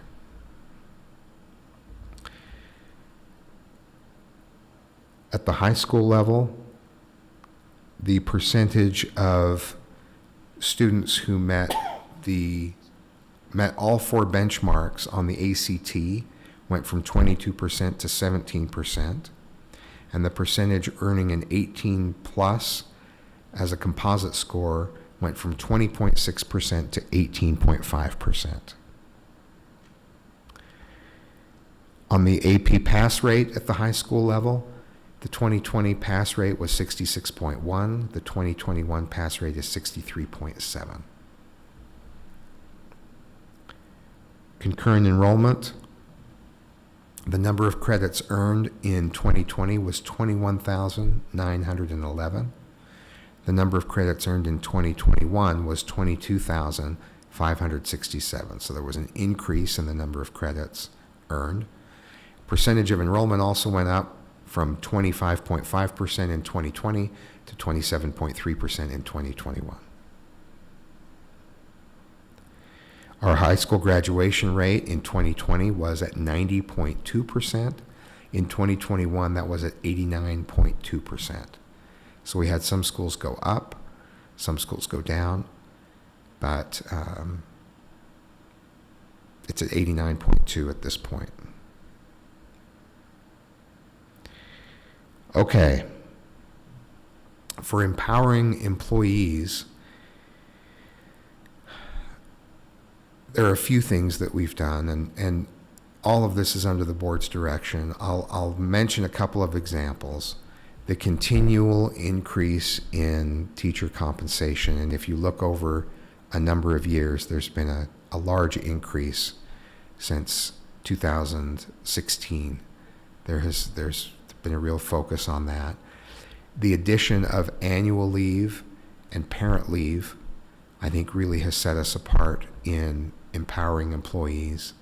And there has been a lot of training. I'll just use the literacy as an example. There was training in the summer.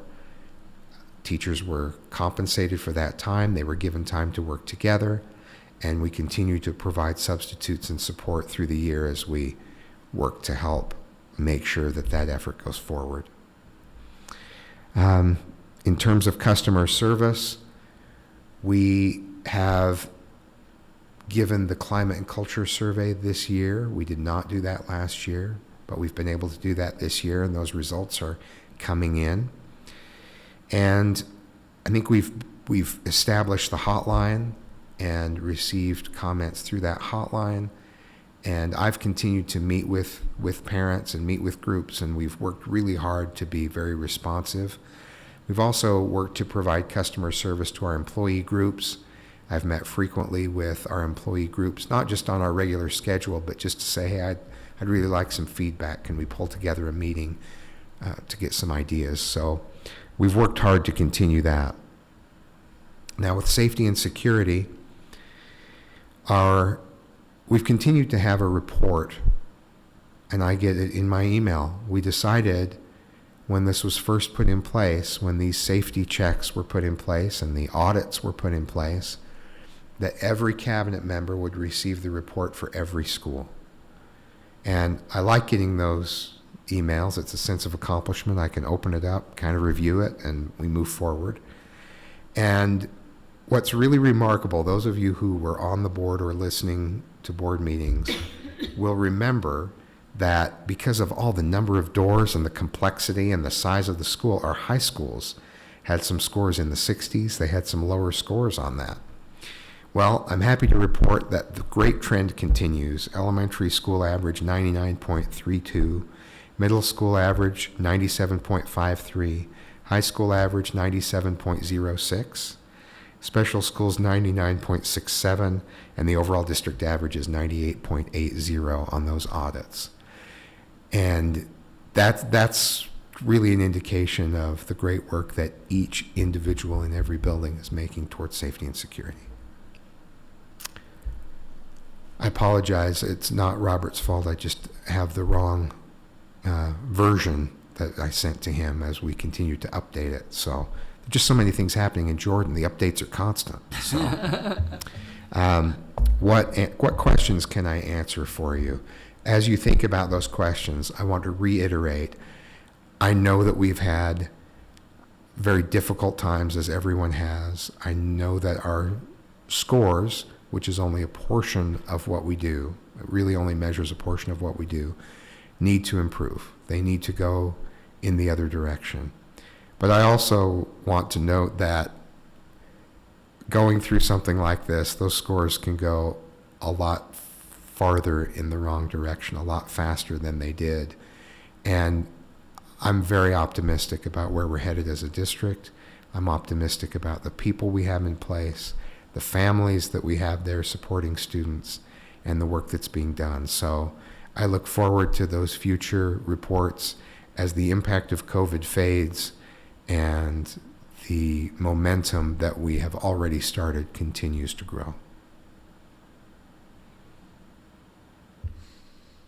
Thank you. And you'll email that to us? I'll send that to you first thing in the morning. Thank you. Board members, any questions? I have a question. Yes. We've seen through your eyes behind us. We've seen through your eyes where we currently are. I'd really like to know what Anthony Godfrey sees out the front door coming. What are the future concerns that are starting to percolate in your head? What do you see coming out the front door? What I see is, well, let me put it this way. I'm very focused on providing outstanding support for every employee in whatever role they play. And I view that taking a few different forms, providing clarity about expectations. And what that means is clarity about the breadth of choice that you have in your job about how that gets done, and then clarity about expectations so that we provide that support. The literacy launch is an example of that, so that we're all united in what we do. There's huge power in that. And so joining forces and saying, this is what we're about, this is what we're going to do it together, and we're going to provide a lot of support. Teachers have done, and administrators and aides and all kinds of employees have come together around that and done incredible work. And it's been very difficult, and they've worked really hard.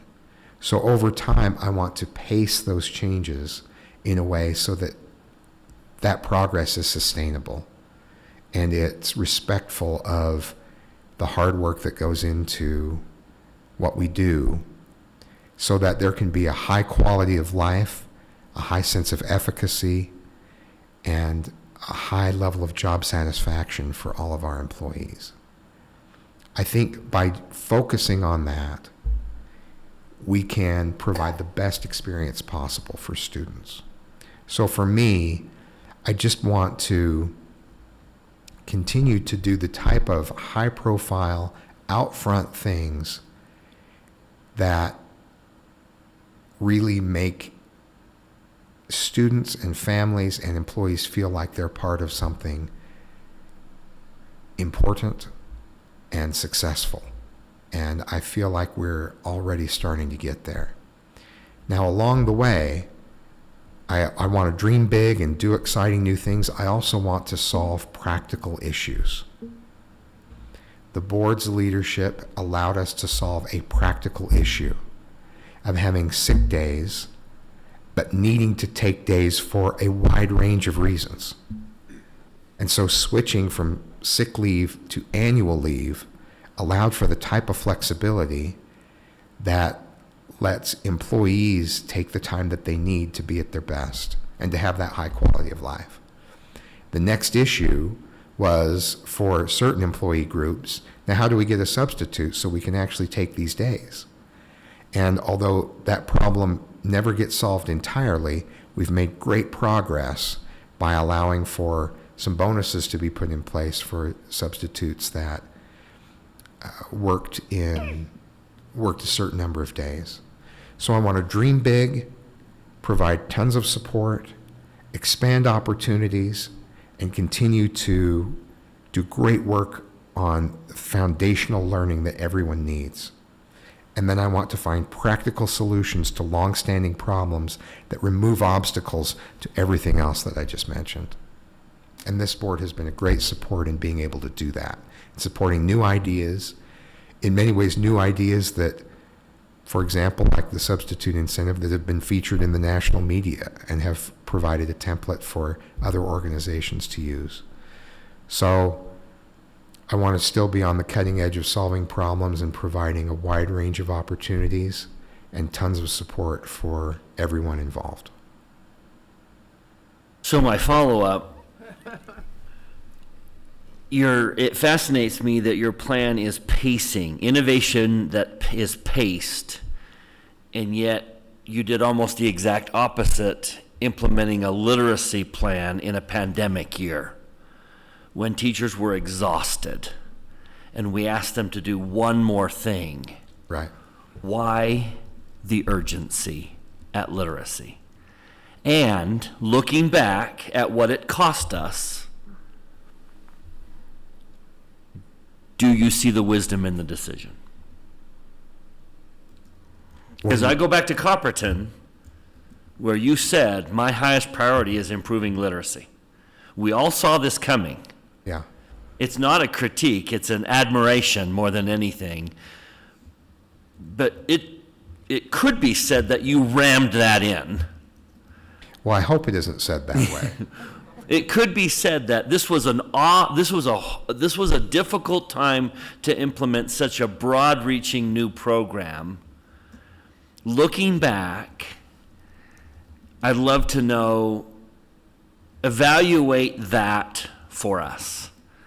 That we didn't pace it, we felt an urgency, and you moved forward, obviously because this is something very deep inside your soul. I'd love to know how you now look back and evaluate that. First off, I'm going to forego any promises I made to keep this short behind the scenes before this meeting. I will break those promises already, I know. I'm going to make a rock and roll analogy. No surprise there. There are bands who burst on the scene, and it seems like they came out of nowhere, and they have this fully formed album.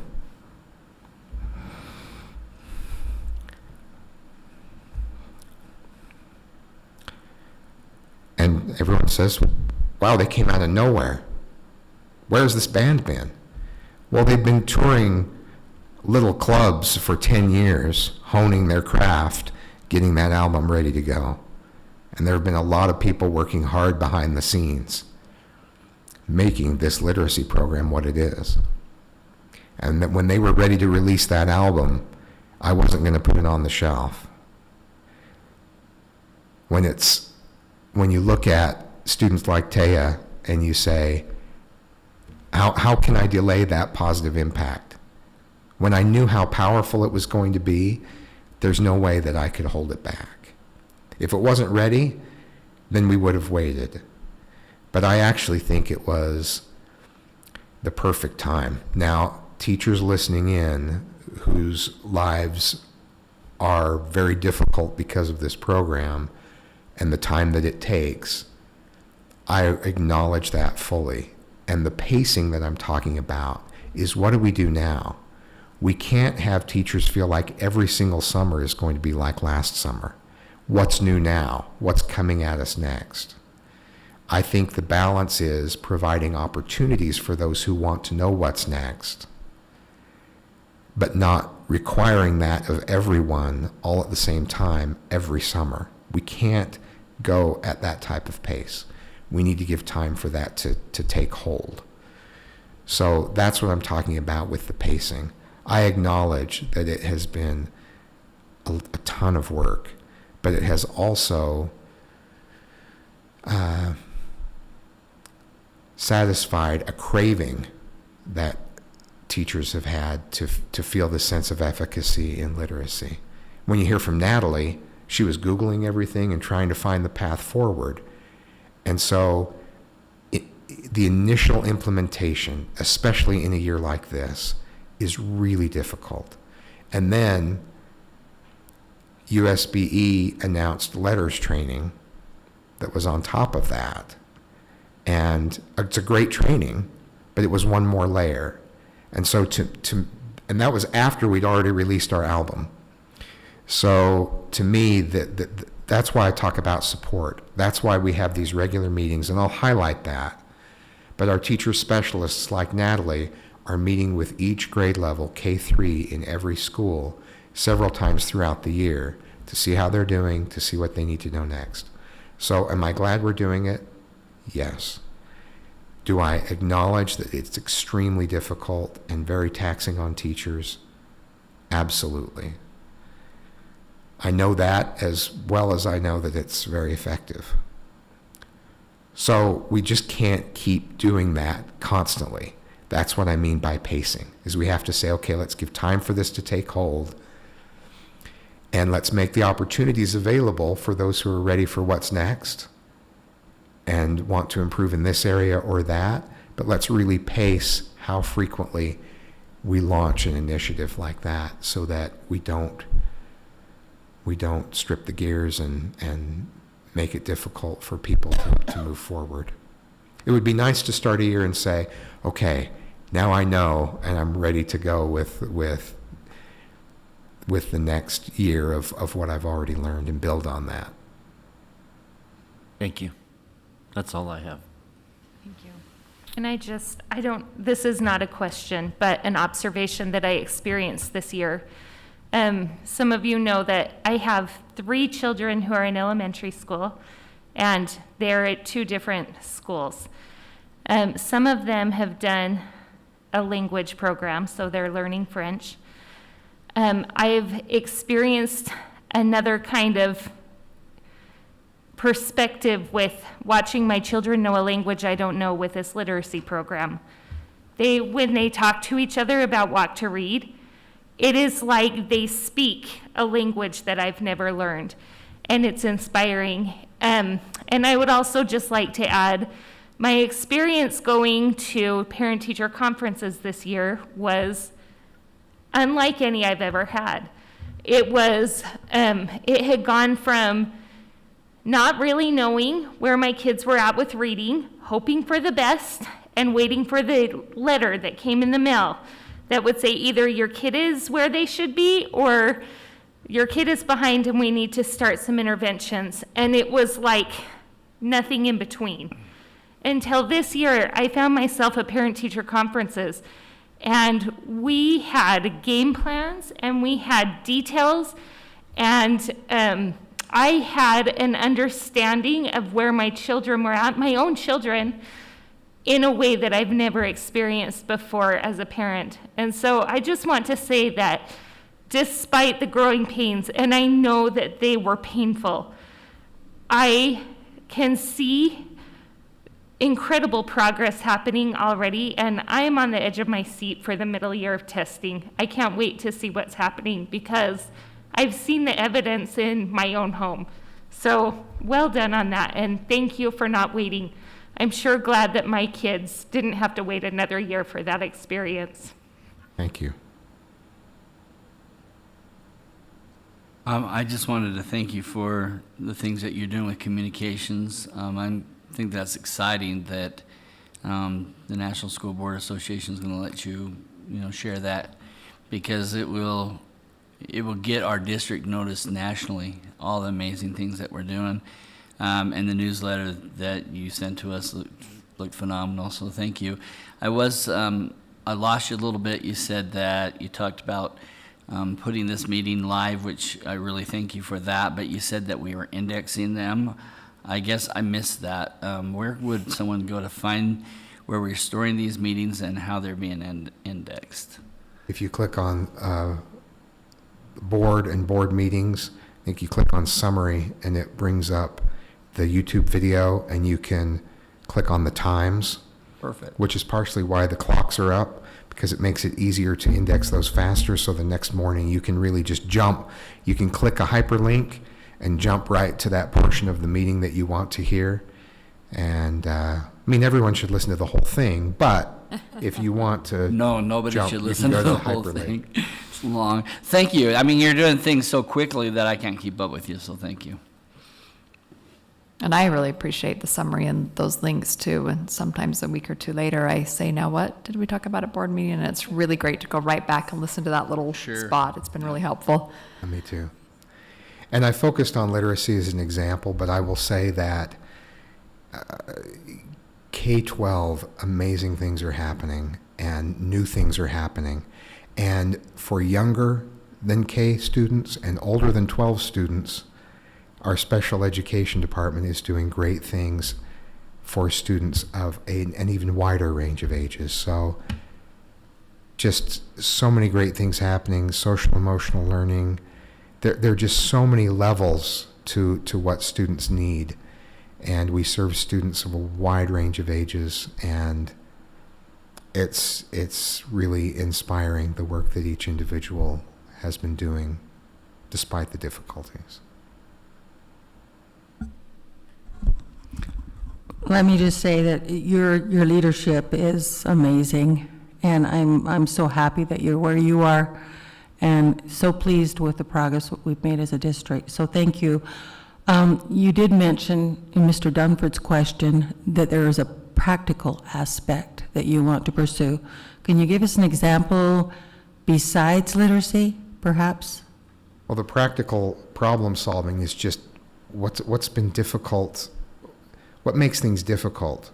Not just focused on foundational learning and broad opportunities, but like trying to find substitutes. And we're working on what we do with finding bus drivers and finding aides. And I would have to mention every employee group to really adequately mention the shortages that we have. But what draws someone to those jobs? What makes someone want to teach in Jordan District and continue to teach in Jordan District, or be a counselor or a school psychologist? So what are there practical issues that get in the way? Are there policy issues or just day-to-day functioning? Boy, it would sure be nice if we had this available or that available. I talk with employees who move out of state, spouse has a job someplace else, and I contact them and say, okay, what's different? And when we hire folks in from other districts, I say, okay, what strikes you as odd? What do you think might work better? Because I just want to get those common issues, those day-to-day function issues, I want that to be smooth so that it doesn't get in the way of the great work that can happen when we make it easier. Wait, I have one more question. Have you visited every school since you became superintendent and met with every faculty? I have not. I have been out at schools for lots of different reasons. I've been to every school, but I haven't met with every faculty. Part of the reason for that is that I don't want them to have to hold a special meeting just for me. So I try to schedule it when they have a meeting. The remainder of the year, I'm really going to try to jump in. A few times, I have randomly just shown up with crumble cookies because there has to be some temptation to come see the superintendent at the end of a long day. So I have shown up in a number of random cafeterias. We plan that as a surprise because you never know what my schedule will be. And the principal announces that I'm there and stop by and grab a cookie, and that always leads to some good conversations about the cookies first, and then other things as well. I think that suffices. Someone owes Daryl and I a dinner. Yeah, for sure. I was wondering if we're going to get any of those crumble cookies. I can't have them personally. We made a comment years ago when you were hired as superintendent that this man will get out and meet with faculties and meet with schools, and we made a prediction that you would, within the first 2 or so years, visit every single school. And someone wrote back and said, if that happens, I'll buy you dinner. Now, So have I visited the school in a way that everyone at the school would know I'd been there? Probably not. But the other thing that I try to do, I've surprised some employees this way. I will call in response to an email, or I'll meet individually with an employee that has a question or an issue, and I do that most weeks. So while I'll continue to work to meet with each faculty, I will also meet with individuals, because I want them to know that they ultimately do have a voice, and we've been able to solve some problems, or sometimes just understand more why things are the way they are. So this meeting's going real short, so let me ask you one more. And you don't have to answer this, but what would be different in your administration had you not had to deal with COVID? What we just talked about, I had a whole plan for how I was going to get out and get to every school and get to every faculty, and that's been difficult, because even when the restrictions weren't in place and you felt comfortable going from school to school, the layers of work that are associated with COVID just made it very difficult to do that. So I feel like I've been very connected, but it's not in the way that I would have wanted. Now, the way that I've connected with each faculty member is that for Teacher Appreciation Week, I sent a postcard to the home of each teacher, and I personally signed that, and I personally wrote their name, and I put a personal message on as many as I could. So I did reach out to each individual teacher that way, because I couldn't in other ways. I've been able to jump in on a Zoom meeting with school psychologists, and I plan on attending their meeting in person later this year. I was able to write a note for each school counselor in my first year, a personal note, and deliver that to each of them. I've met with each custodian over a 2-day period. It was a carefully orchestrated event, because I had to have an advance man go, find them, because they're throughout the building. And recently for ESP Day, I was able to meet with someone from each job family, and got to know some folks that way. And so I'm systematically going through employee groups to be sure I've had a chance to connect with each of them, and then we'll continue to do that on a regular basis. So if there were no COVID, I would have had a chance to meet a lot more great people in person, but it hasn't kept me from connecting in whatever way I could. I just know you as a very proactive, innovative leader, and you've had to step into a spot to be very reactive and respond to maybe things that we are faced in just a moments of time. And I think that takes a different leadership style, and so thank you for that. Any other questions or comments? All right, thank you, Dr. Godfrey. Appreciate that. Thank you. Okay, on to committee reports and comments by board members. Anything from finance? We gave our report tonight, but I just wanted to express my appreciation to the Finance Committee and for their support at our meetings and with their suggestions and just the effort that they have put in towards that committee. It's an important committee, and we realize that, and we put a lot of work in. Also, I can't say enough about our business administrator. I don't know what we'd do without him. And so, Mr. Larson, thank you. Thank you for your support, for your knowledge, and for all that you do, along with your staff. We appreciate you so much. Thank you. Anything from facilities? I just have something quick for the LEAC emails. Nikki is taking those this month, and Daryl, you'll need to keep track of those in January. If you need any of the information, let me know. You remind me when our next LEAC meeting is? I don't think we've come up with. Yes, it's January.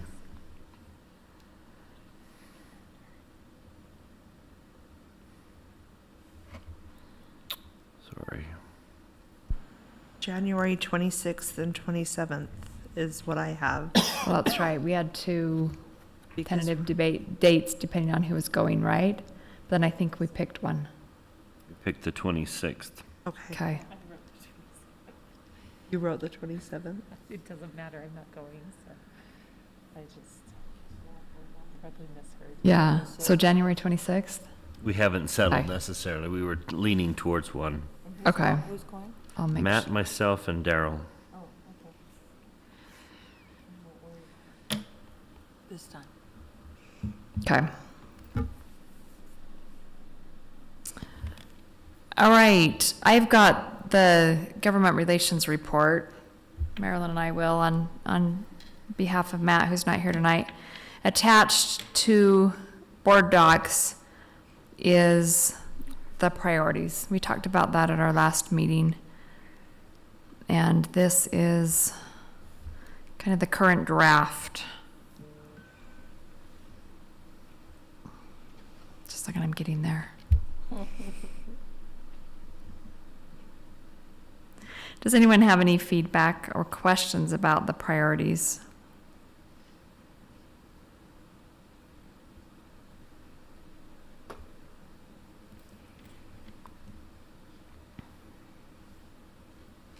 Again, it's a very different take this year than we've done in the past. More broad categories than specific items and requests. And we really want to just emphasize this highlighted sentence at the beginning, that the demands and pressures placed on our employees have reached unprecedented levels in the past few years. They've risen to the occasion and are in desperate need of considerable support. So we will be looking to support any legislation that we believe supports our employees. And we want that message to be first and foremost and not hidden with all the other items. So that's the direction we're going this year. And we did turn it into a letter that all of our board names are signed on. So be sure to read that over closely and make sure you're okay having your name on that letter. But it would be the letter on one side and then our bullet points on the other side. Okay, let us know if you have any feedback. We'll be meeting again the first part of January, so if you have any feedback on that, let us know. And we thank Mr. Anderson for his efforts in getting this prepared, along with, I think, Chad. Thank you so much. The breakfast with our legislators is January 12th. Make sure you have that on your calendar. And then we also wanted to ask the board their feelings about meeting with the mayors. We did that a couple of years ago when we had some new mayors elected in our area. We have a couple of new mayors this time around also.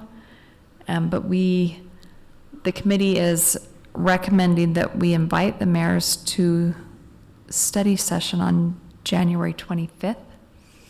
It's an opportunity to meet with them, possibly have an open house on their How does everyone feel about that? Any feedback about that? I love it. Okay. We will put that down. Executive committee will coordinate that on the agenda, and government relations will reach out to the mayors then. Look forward to that opportunity. And then also just to remind all board members, our Utah School Boards Association conference is January 6th through 8th. That is our opportunity to receive professional development as board members and to get ideas on how we can improve. You should have received kind of the general schedule in the mail, but on December 16th, which I think is this week, Thursday, on the USBA's website, they should be posting all of the classes and more detailed schedules, so you can get on there and look at that. Excuse me. And then also just to be sure to read over changes to the bylaws. That is something that we will be voting on. That is a potential change to the bylaws. And then we're also voting on the vice president. There's 3 people running for vice president. And that's an important role because they do move up to be president. So looking forward to that. That'll start Thursday evening. Couple great speaker that night. And then the speaker on Saturday to close it out, also heard is a really good, inspiring speaker.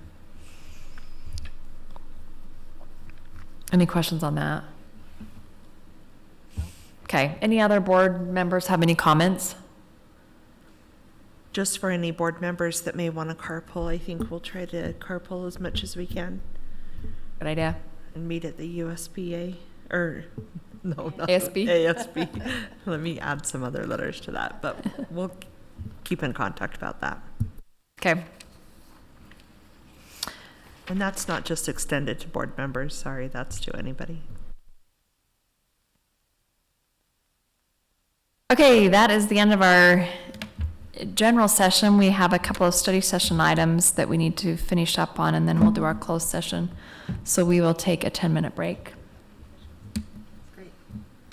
You're going to stay out here for that, aren't you? No, we'll go back.